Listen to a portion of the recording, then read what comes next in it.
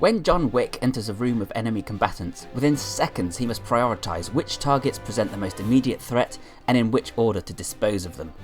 Boom, boom, boom, he picks off each one with precision. But then more combatants burst in through the door and let rip with a round of automatic fire.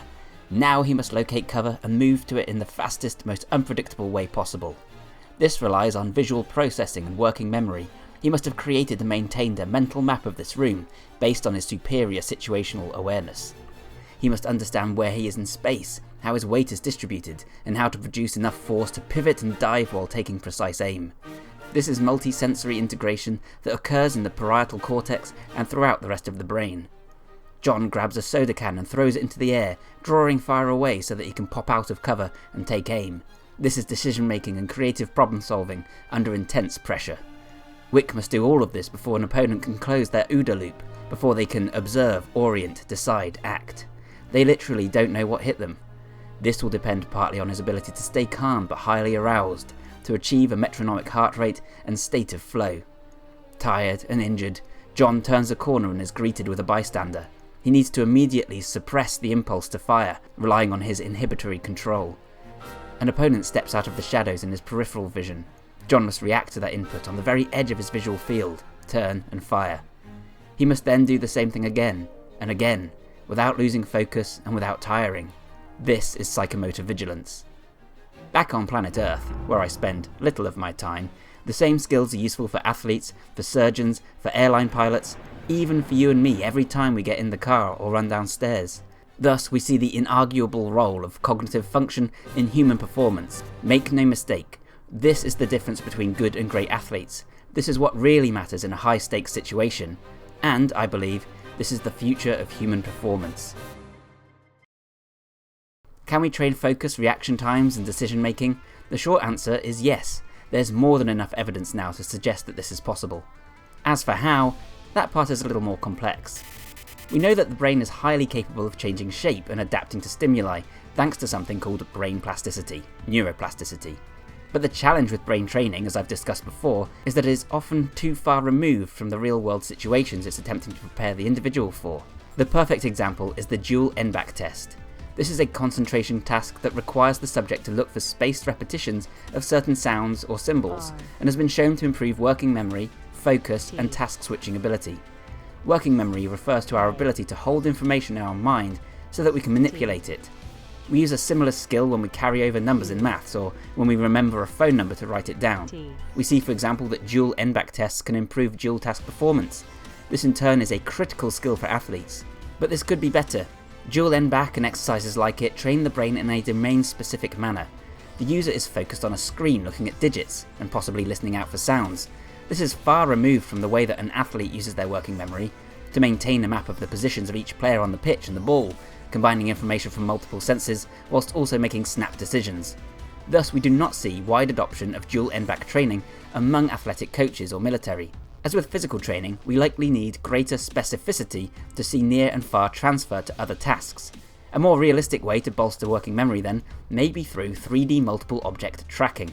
3D multiple object tracking is exactly what it sounds like, a task that challenges the individual to track multiple objects as they move through 3D space.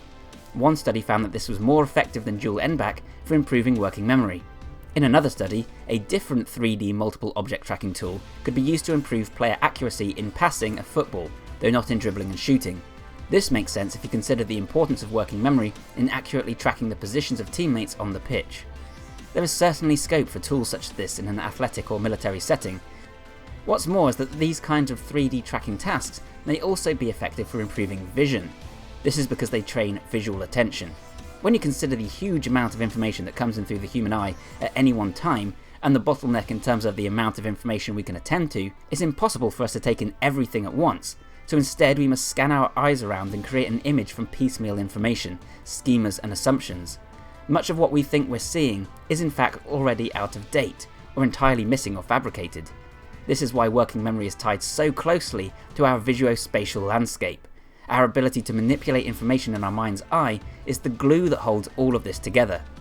This means that we can't accurately attend to something happening outside our attention though, creating inattentional blindness. This is a problem if you're John Wick and a bad guy just drew his weapon. It's also a problem if you're a driver and someone steps out into the road.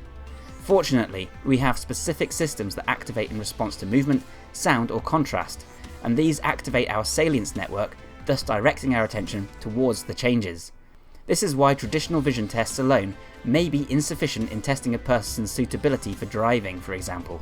Especially as we age and our visual field begins to shrink, tracking objects can help to increase the field of vision by enhancing perception in the peripheral vision, while at the same time improving visual processing, allowing more information to be incorporated and acted upon.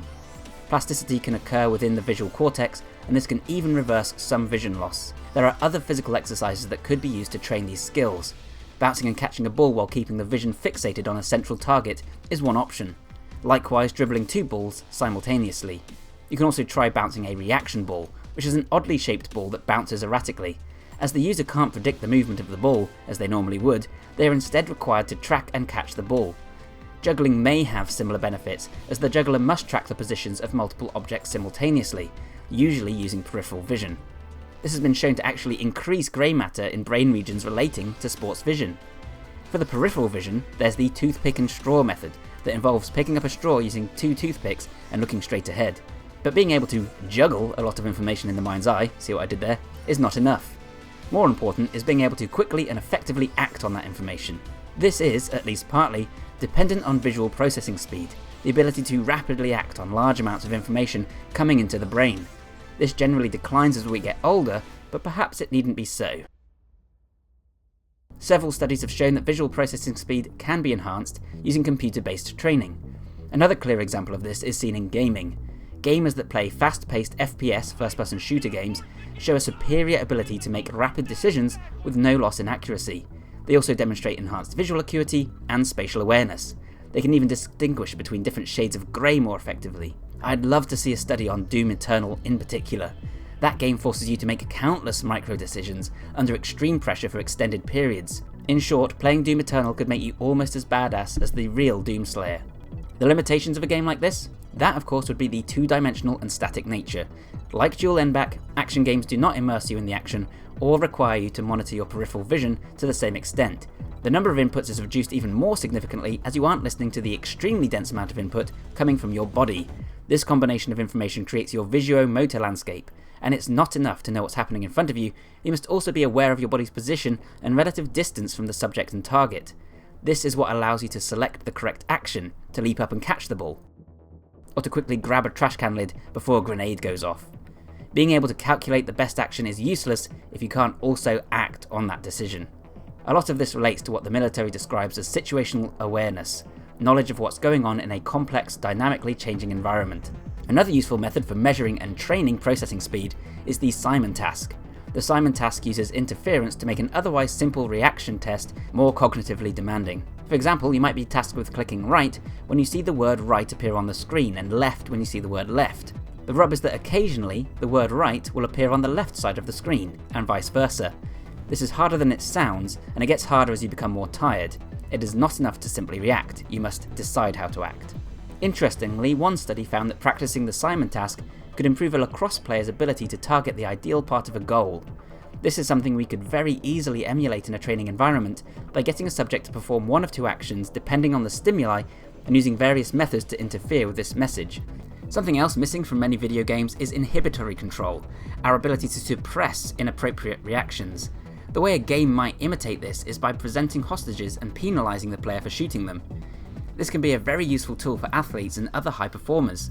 In one study, professional athletes demonstrated superior performance on a stop signal task. This task requires the individual to react quickly to a stimulus unless it is presented alongside a stop signal. A similar concept is the go, no-go task. This is a skill that has very obvious crossover for military personnel in particular, or John Wick. In one study, it was demonstrated that actively training response inhibition could potentially reduce civilian casualties. The study used a go, no-go task, a stop signal task, a stroop task, and a visual search task to train participants. I believe this could be even better if placed into a real physical environment. Developing quick reactions and decision making and focus is one thing. Maintaining that heightened cognitive performance for long durations is another. The same challenge faces drivers, pilots, and surgeons working 10-hour shifts. This is psychomotor vigilance. But it's not just tiredness that can cause lapses in focus and reactions. Emotional stress can also have a huge impact, which is one reason we often perform worse when under pressure. Meditation has been shown to enhance psychomotor vigilance. Countless studies show how this can result in greater emotional control as the individual learns to ignore distracting thoughts and feelings. But the military has another approach to this, one that's a little more insidious. The hooded box test is a test that places the trainee under a hood that completely obscures their vision and hearing. This hood is then removed, revealing a unique scenario. Often this will be a combat scenario, requiring target prioritization and rapid action. But alternatively, it might be a woman asking for directions. The candidate must respond to the situation in seconds. This not only challenges decision making, action inhibition, and situational awareness, but also requires performance in a high stress scenario. The test is designed to trigger a fear response in the subject, and over time, this is thought to desensitize them to those emotions and thus reduce the lag time that an emotional response can induce. This may correlate with increases in DHEA in the brain and neuropeptide Y. We could easily incorporate something similar into athletic training. Throughout this video, I have pointed to a number of options for improving reactions, focus, and decision making. One of the most important takeaways though is that sports themselves can improve a number of cognitive abilities. Meanwhile, athletes themselves could benefit from focusing on those same abilities. Focus, visual processing, task switching, object tracking, impulse control and more. So too could gamers. But perhaps the most promise to my mind lies with virtual reality. Virtual reality has the flexibility to create extremely cognitively demanding challenges. In short, it can do everything a regular video game can, but in a 3D space that allows full freedom of movement. One company, Neurotrainer, has already seized this opportunity with React Performance Trainer. This is a fully 3D brain training tool for the Quest and Quest 2. The game ostensibly involves blocking and dodging projectiles, but there's a lot more going on under the hood. These projectiles, for instance, are fired from targets that must be constantly tracked as they move rapidly around the screen and hide among identical looking distractors. Meanwhile, you are tasked with pulling a trigger to slow the movement of the harmful shots, but must refrain from doing so for the other balls. It cleverly integrates the most useful aspects of the go no-go task, 3D object tracking tasks, a psychomotor vigilance task, and more. The promise is that, with time, you should start to notice gameplay seemingly slow down during sports. Real bullet time. Awesome. You can get the app on the Quest store right now, and I highly recommend it to athletes, pro gamers, and anyone interested in being Batman. Hands up if that's you. I'll put a link in the description down below. This is not a sponsored post, by the way, I just love it. As it turns out though, React is actually just the consumer release and consists of just a single simplified skill taken from a far more comprehensive suite of tools called Neurotrainer. The Neurotrainer system boasts a sensitive measurement and layered cognitive analytics platform, a broader package of precise training skills, and is in use by athletic teams and even has the interest of the military, who use it to improve decision speed, task switching, focus, and endurance, or psychomotor vigilance. I leave you with the amazing ability of chimpanzees to radically outclass humans in tasks that measure working memory. The prevailing theory is that humans have lost this capability through a cognitive trade-off. We apparently swapped this photographic memory for a more useful abstract reasoning, but I wonder if perhaps it's not simply that we stopped training this ability. A chimpanzee will spend its entire day in a group of other chimps. It will move through the trees and chase food. Tracking objects and predicting their movements is an ability it will train the entire day, every day. If we did the same thing, could we maybe achieve the same superhuman memory? Who knew that the real-life John Wick was actually a chimp?